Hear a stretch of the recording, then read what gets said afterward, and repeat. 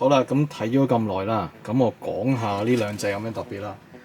呢兩隻咧其實都係200%，咁200%都係 Medicom，大約係2014年嘅出品嚟嘅。咁當時其實一次過應該出咗大約有6隻啦，6款啦，3隻係博派，3隻係狂派啦。咁左邊呢隻咧就係星星叫啦，呢隻咧大家都識㗎啦，呢隻就係大黃蜂啦。咁其實咧，我想講講呢一個系列有啲咩特別咧？嗱，200%咧喺 Bearbrick 界嚟講出得真係唔多嘅，主要都係超合金為主啦。咁呢個2014年比較破格咁出啦。咁但係有幾個問題嘅。第一，你睇到呢個隻腳好鬆嘅，你可以成個屈晒佢轉咗落嚟，因為佢全部都係膠嚟嘅，佢係冇超合金成分嘅。咁佢其實咧，成個要變形啊，同埋各方面嘅造型又要變翻個 bear 咧。講真，你要佢扭幾下個關節，你玩得耐佢都會鬆咯。咁同埋咧，佢嗰啲印刷嚟講，以 Bearbrick 嚟講唔算話好靚嘅。我相信應該2014年呢一款個銷售應該都幾慘淡。所以後尾就算佢 crossover 咗另外一啲 Bearbrick 變形金剛版咧，佢都好似唔係太好賣嘅。就算復刻翻，可能都係講緊出唔晒咁多個角色嘅，主要都係柯柏文啊，或者係大黃蜂嗰啲咯。咁之前出過星星叫啦，應該會有麥膠燈啦，同埋大黃蜂。另外仲有1、2個角色到嘅，我印象中係有1、2個角色啦，但係都係唔係好受歡迎嘅。咁你睇埋呢隻星星叫咧，個頭就好啲嘅，好過大黃蜂嘅。啲關節咁啱呢隻又緊啲嘅，企得實嘅，啲手啊嗰啲都 OK 嘅。唯一就係呢一個，你話佢係咪一個變形金剛嘅機械人咧？咁勉勉強強合格啦，佢真係變到身啦。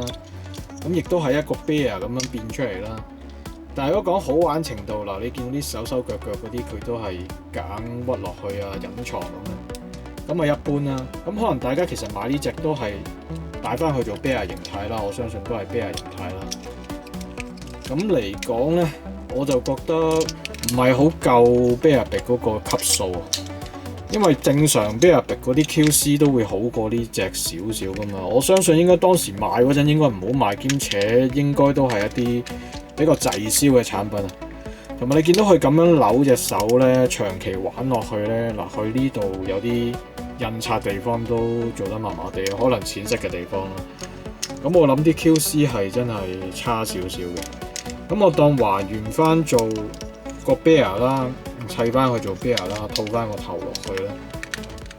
咁啊變身過程同埋還原過程其實都正常嘅，唯一就係個感覺覺得呢隻200% 真係唔似200% 咯，因為我玩過200% 全部超合金嗰啲咧，拎上手個感覺係重好多同埋實淨好多噶嘛。